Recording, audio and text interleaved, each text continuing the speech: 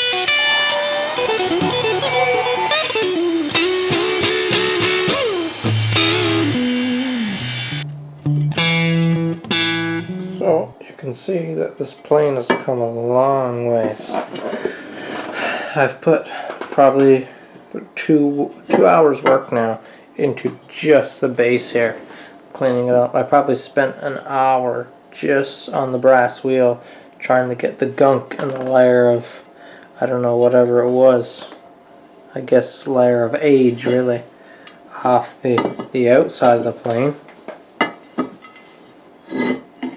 See, it's very nice.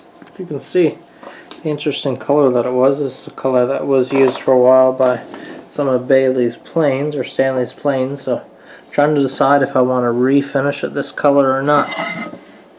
Those nice heavy stamps or emblems are nice. I think this is about as clean as I can get it inside. This is work between Dremel and by hand with sandpaper and mineral spirits or paint thinner. This is about as good as I can get it, and it is clean, like it's dry, there's no gunk, it's just a layer of paint now. So I think the base is pretty well done. Like I said, I'm still trying to decide what I want to do with the inside. If I want to find an original color, I'm kind of leaning towards doing it black. Nice and clean black inside. We'll see.